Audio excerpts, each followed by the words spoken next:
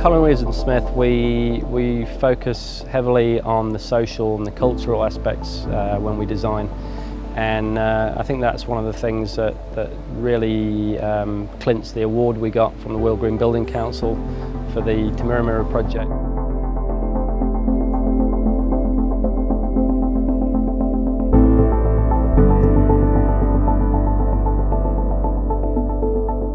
Reflecting the day, it goes back to one of the early projects I did way back in England. We did a whole new school, and we had a girl came up to us at the end of the project, sixth form, and said, "You don't know what this means to me, but it's basically created a whole opportunity for me to go to university now, which I never would have had." So you know, when you get feedback like that, you realise that you're changing lives with it. So that's why we're so passionate to do these types of building. I mean, one of the things that we always do with all our centres is put a key focus onto a big natural playground. And again, that's picking up on the sort of environmental and social aspects. It's something that we're starting to do a little bit of research into. There's early research in it. There's a town called Reggio Emilia in Italy that's looked at this for many years in the early childhood settings, but we're starting to do our own research now based on our centres and based on the New Zealand context. We're getting some really interesting feedback as to how positive that is in early children's lives, but also in their entire life moving forward. I mean, being in this sort of semi-industrial area, it was actually quite good building product-wise because most of the manufacturers are just down the road. So, from an environmental point of view, the sort of mileage on a lot of building products was actually fantastic because they were all from very close by, which was a key sort of element in what we picked to go on the building and in the playground.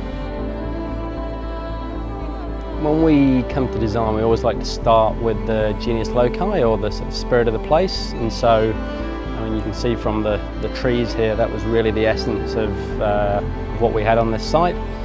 And we started from that viewpoint that the trees were the real sort of focus of the design.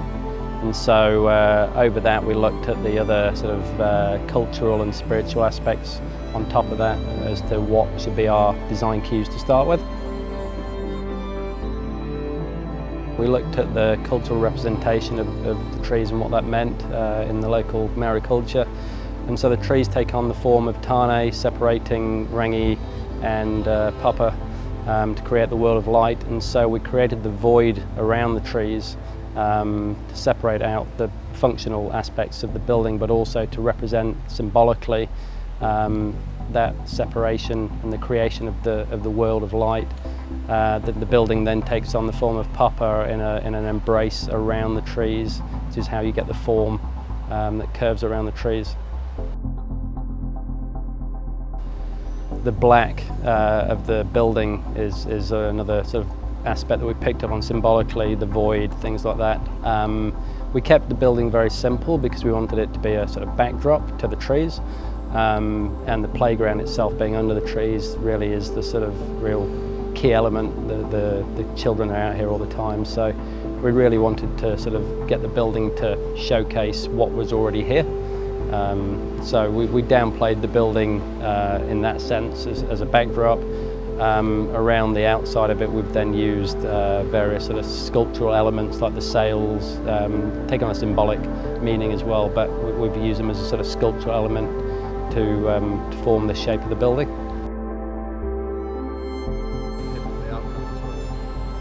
Yeah, the challenges to this project were numerous when we first started. The trees, whilst the key feature, were also a key encumbrance to the site, and so obviously we had to be outside of the drip lines and things like that.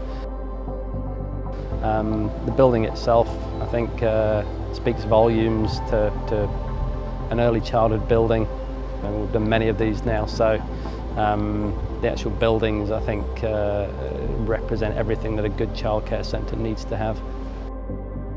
think the longevity of the building will be something that we'll certainly watch keenly.